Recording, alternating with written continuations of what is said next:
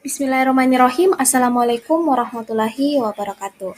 Baiklah, ketemu lagi kita pada pertemuan yang kedua, yaitu membahas materi matematika wajib SMA pada materi fungsi komposisi dan fungsi invers. Sebelum itu, saya akan memperkenalkan nama saya. Perkenalkan, nama saya Kunti Leileana dengan nomor induk mahasiswa 1053611000220.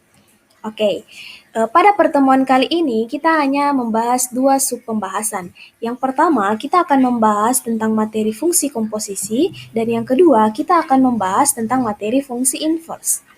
Oke, kita lanjut. Nah, tetapi sebelum kita lanjut atau mengenal lebih lanjut fungsi komposisi dan fungsi invers, mari kita simak terlebih dahulu definisi umum mengenai fungsi itu sendiri. Nah, kita masuk pada definisi umum fungsi. Fungsi dalam istilah matematika merupakan pemetaan setiap anggota sebuah himpunan yang dinamakan sebagai kodomain atau variabel bebas kepada anggota himpunan lain yang dinamakan sebagai kodomain atau variabel terikat yang dapat dinyatakan dengan lambang Y sama dengan Fx atau Y sama dengan Fx ya, atau dapat kita gunakan juga lambang Gx atau Y sama dengan Gx ya. Nah, kita belajar tentang notasi dari fungsi itu sendiri. Nah, untuk mendefinisikan fungsi, kita dapat menggunakan notasi berikut. Nah, notasi berikut itu notasi seperti ini ya, di mana cara membaca dari notasi ini adalah fungsi F untuk setiap himpunan A memetakan ke himpunan B. Seperti yang terlihat pada gambar ini. Nah, dengan demikian, kita telah mendefinisikan bahwa fungsi F ini dia memetakan setiap elemen yang ada pada himpunan A ke himpunan B. Dan notasi ini dapat menyatakan bahwa sebuah fungsi F yang ini ya, dia memetakan dua himpunan yaitu A ke B, kepada B. Jadi, kita dapat simpulkan bahwa definisi umum dari fungsi dia dapat memetakan elemen A kepada elemen B, yang dapat dinotasikan seperti begini ya. Oke, kita lanjut. Pembahasan yang kedua adalah perbedaan antara fungsi dan relasi. Nah, mungkin di kalangan adik-adik sekalian masih bingung bagaimana cara membedakan pengertian dari fungsi itu sendiri dan relasi. Nah, berikut kakak akan menjelaskan lebih lanjut. Nah, perbedaannya yang pertama adalah relasi. Relasi atau hubungan dua himpunan A dan B adalah pengaitan atau pemasangan anggota-anggota himpunan A dengan anggota himpunan B. Nah, sedangkan fungsi pengertiannya adalah fungsi dari himpunan A ke himpunan B adalah suatu relasi khusus yang mengaitkan atau memasangkan setiap anggota A dengan satu dan hanya satu anggota B. Jadi, di sini dapat kita bedakan ya, bahwasannya relasi dia hanya mengaitkan hanya mengaitkan pasangan yang ada pada anggota A ke anggota B, sedangkan fungsi dia hanya mengaitkan masing-masing hanya satu pasangan dari anggota A ke anggota B. Untuk lebih jelasnya, antara relasi saya akan memberikan contoh. Nah, pada contoh gambaran A, dia dikatakan suatu fungsi karena setiap elemen A dia memetakan satu anggota ke elemen B. Dan pada bagian B juga ini, contoh B, dia termasuk suatu fungsi karena setiap elemen dari himpunan A dia memiliki pasangan satu di B. Walaupun B ini memiliki pasangan yang bercabang, yaitu 5, tetapi inti dari fungsi adalah ketika elemen A, anggota dari himpunan A, dia memiliki satu ke B. Nah, sedangkan contoh bagian C dan D, dia bukan dinamakan sebagai fungsi, tetapi dia termasuk sebuah relasi. Artinya, dia himpunan A dan himpunan B, atau ini himpunan R dan S, dia hanya mengaitkan atau memasangkan anggotanya, yaitu P ke 1, Q ke 2, dan Q ke 3. Dia tidak menentukan ketentuan khusus bahwasannya dia memiliki hanya satu pasangan, dia bisa memiliki pasangan yang bercabang. Begitu juga dengan bagian D, dia bisa memiliki pasangan yang bercabang yang berada pada anggota himpunan A. Selanjutnya, kita masuk pada pengertian apa sih itu domain, kodomain, dan range fungsi. Pertama, domain. Definisi dari domain adalah daerah asal atau himpunan yang memuat elemen pertama himpunan pasangan berurutan relasi R. Nah, pada bagian sebelah kiri, itulah yang disebut sebagai domain, yang ini disebut sebagai domain. Jadi, semua anggota yang termasuk dalam lingkaran sebelah kiri itu disebut sebagai domain, yaitu 5, 6, dan 7, atau disebut sebagai daerah asal. Yang kedua adalah kodomain. Kodomain adalah daerah himpunan kawan atau himpunan yang memuat elemen kedua himpunan pasangan berurutan relasi R. Untuk kodomain, yaitu adalah daerah yang berada pada sebelah kanan. Semua anggota yang berada pada sebelah kanan adalah anggota kodomain, yaitu adalah 4, 5, 6, dan 7. Selanjutnya adalah range.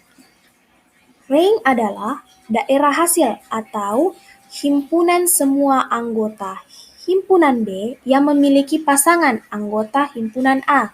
Jadi, range itu dikatakan daerah hasil, yang dimana setiap anggota dari himpunan A dia memiliki pasangan dengan anggota B. Seperti 4, dia memiliki pasangan adalah 6, dan 6 memiliki pasangan adalah 6, dan 6 memiliki pasangan dengan 6 juga. Nah, seperti contoh pada layar berikut. Kita lanjut pada sifat-sifat fungsi. Nah, sifat-sifat fungsi ini terbagi menjadi 3, yaitu ada yang pertama adalah fungsi injektif. Fungsi injektif sendiri adalah fungsi yang dimana F memetakan dari himpunan A ke himpunan A disebut fungsi 1-1 atau fungsi injektif jika dan hanya jika untuk sembarang A1 dan A2 elemen dari himpunan A dengan A1 tidak sama dengan A2, maka berlaku FA1 atau fungsi A1 tidak sama dengan fungsi A2.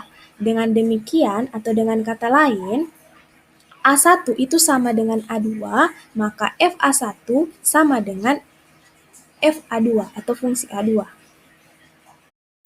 Seperti yang kalian lihat pada gambar di sini, bahwasannya dikatakan fungsi injektif jika A1 sama dengan B1 atau A1 sama dengan A2 ya. Dia memetakan fungsi 1-1, artinya dari setiap elemen A, dia memiliki pasangan 1 di anggota B. Itu adalah inti dari fungsi injektif. Ya. Bukan fungsi injektif ketika A memiliki pasangan yang sama yang ada pada anggota himpunan B. Jadi inti dari fungsi injektif, A memiliki pasangan sendiri ke B, dan B juga memiliki pasangan sendiri ke A. Dia itulah dinamakan fungsi 1-1 atau fungsi injektif. Yang kedua adalah fungsi surjektif. Fungsi F yang dimana F memetakan dari A ke B disebut fungsi kepada atau fungsi onto atau fungsi surjektif, itu adalah nama lainnya, jika dan hanya jika untuk sembarang B dalam kodomain B besar, terdapat paling tidak satu A kecil dalam domain himpunan A sehingga berlaku FA itu sama dengan B. Dengan kata lain, suatu kodomain fungsi surjektif sama dengan kisarannya atau range atau daerah hasilnya. Contohnya seperti ini ya. Fungsi surjektif apabila himpunan A dia memiliki pasangan di himpunan B, tetapi himpunan B itu boleh bercabang. Artinya, fungsi dari A dia hanya memetakan satu ke fungsi B, tetapi fungsi A ini bisa memiliki hasil yang sama dengan temannya yang lain yang ada di A. Nah, ketika dia bukan fungsi surjektif, itu ketika semua daerah A ini memiliki pasangan di B, tetapi daerah B-nya ada satu yang tidak memiliki pasangan di A. Artinya, fungsi surjektif ini fungsi kepada atau fungsi onto yang fungsinya berfungsi sebagai timbal balik. Artinya, A memiliki pasangan di B, B pun memiliki pasangan di A. Tetapi ingat, di A itu kita tidak boleh bercabang.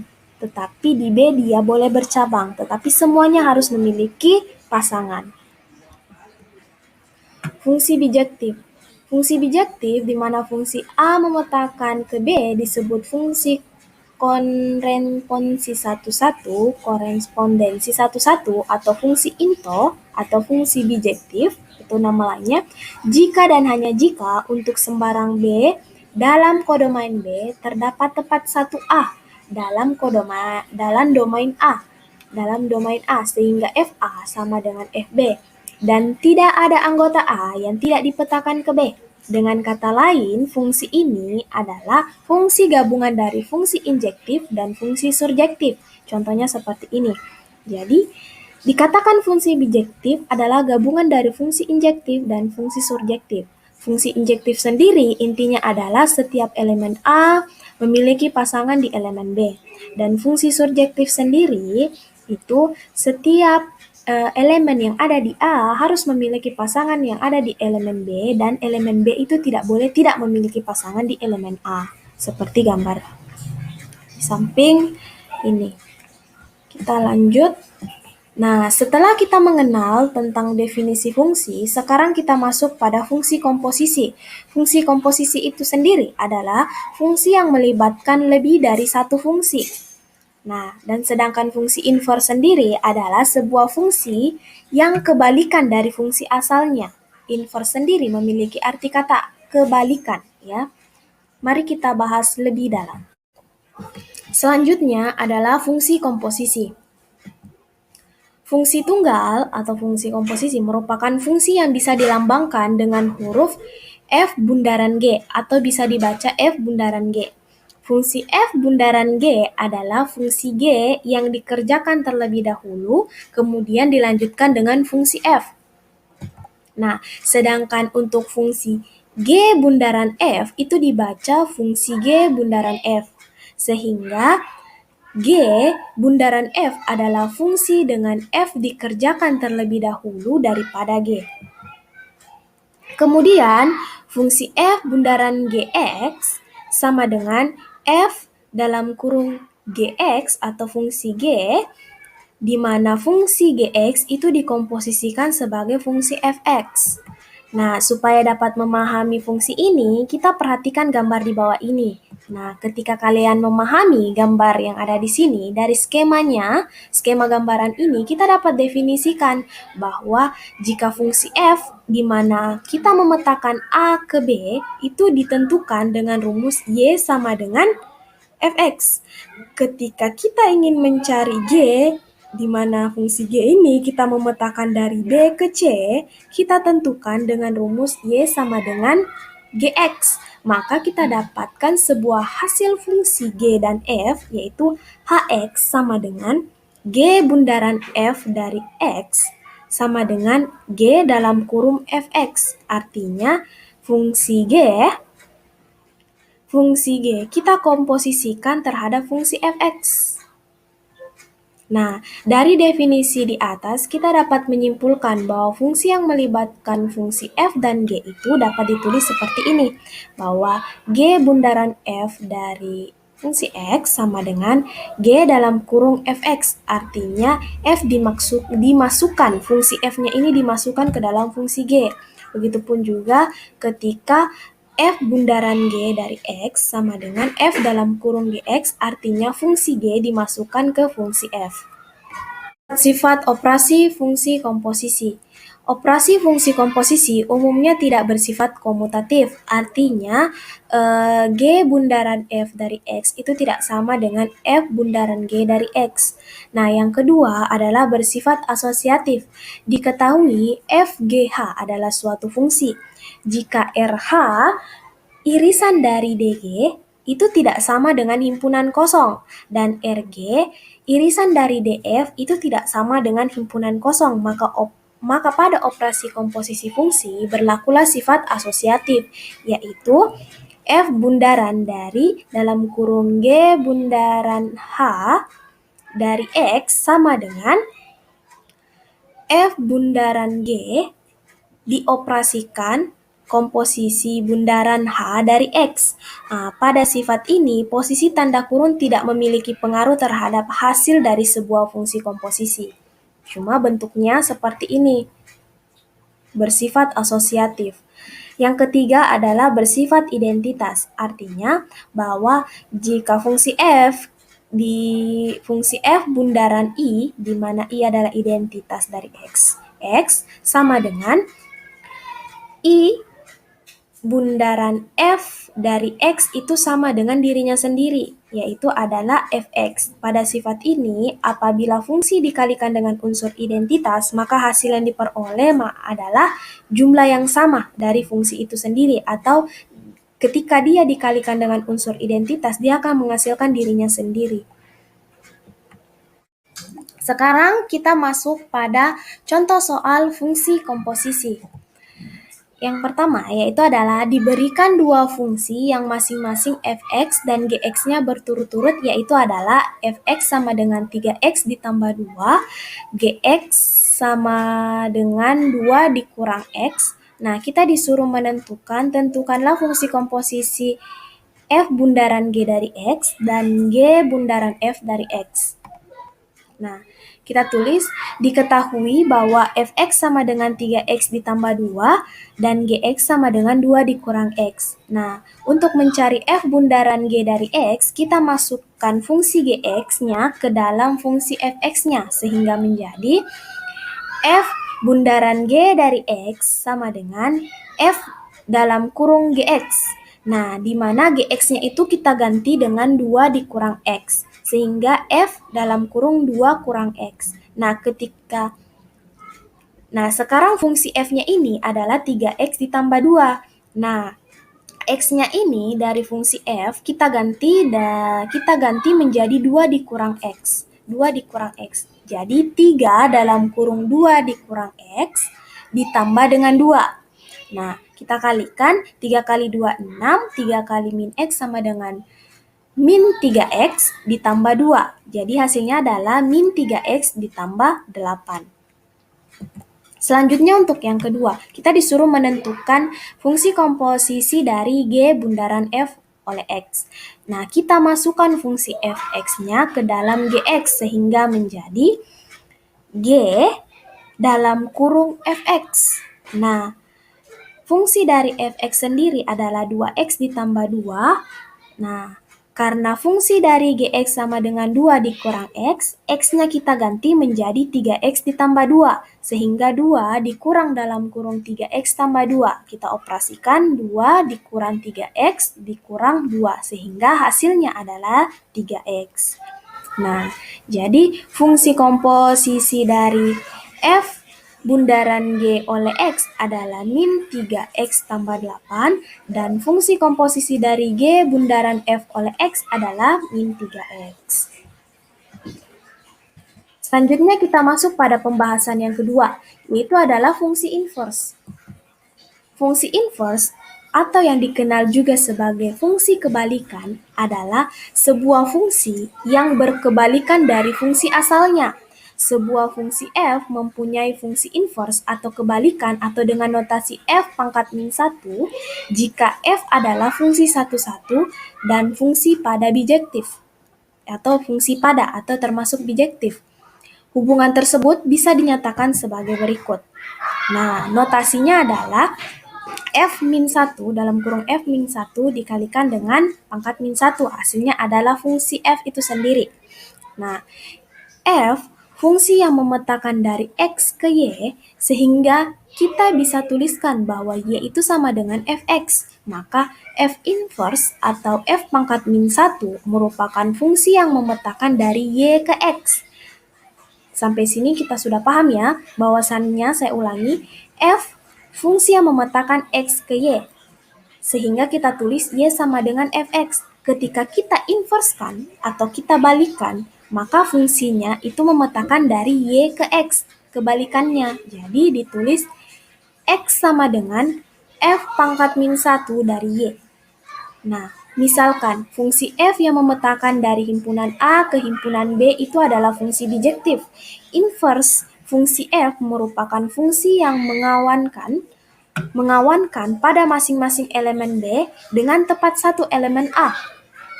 Kita harus tahu ya tadi fungsi bijektif itu definisinya seperti apa. Nah, inverse fungsi f juga dapat dinyatakan dengan f pangkat min 1 seperti gambar di bawah ini. Nah, inverse fungsi f dapat dinyatakan dengan f pangkat min 1.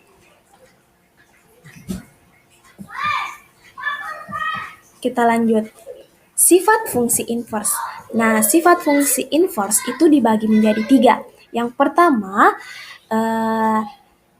inverse f atau f pangkat min 1 dikomposisikan dengan f dari x, itu hasilnya sama dengan f bundaran dari f pangkat min 1 dari x itu sama dengan identitas atau ix, elemen identitas atau fungsi identitas.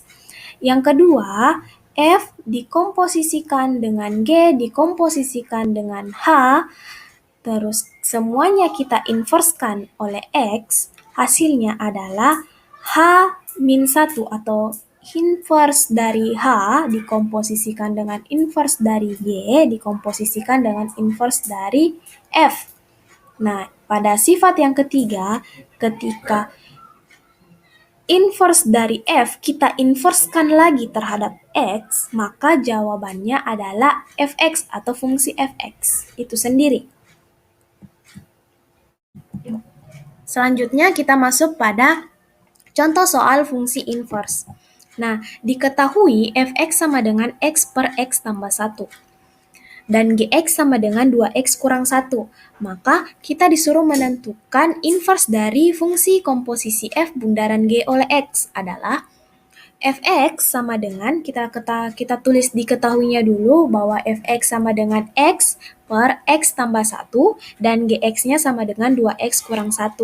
Nah, langkah pertama yang kita lakukan adalah kita mencari fungsi komposisi dari F bundaran G terlebih dahulu ya.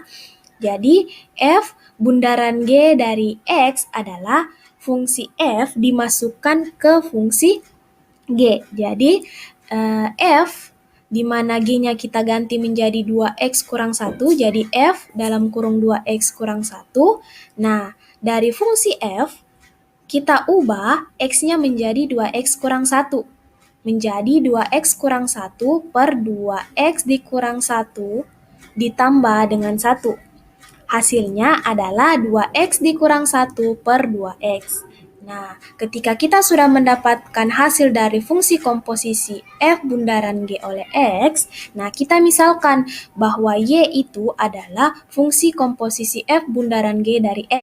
Jadi Y sama dengan 2X dikurang 1 per 2. Nah, kita kalikan Y dikali 2X sama dengan 2XY sama dengan 2X kurang 1. Kita ingin mencari nilai X-nya ya. Jadi, kita pindah ruaskan 2X-nya ini ke sisi kiri, yaitu 2XY dikurang 2X sama dengan min 1. Nah, kita kasih keluar X-nya, X dalam kurung 2Y dikurang 2 sama dengan 1. Nah, sehingga kita dapat nilai X sama dengan min 1 per 2Y dikurang 2. Dengan demikian, inverse dari fungsi komposisi F bundaran G dari X adalah min 1 per 2 X kurang 2. Itu adalah salah satu contoh soal dari fungsi inverse. Nah, mungkin pembahasan untuk pertemuan kali ini cukup sekian. Semoga adik-adik semua bisa mengerti dari pembahasan pertama, pembahasan tentang mengenai definisi umum fungsi, hingga mencakup pembahasan inti yaitu fungsi komposisi dan fungsi inverse.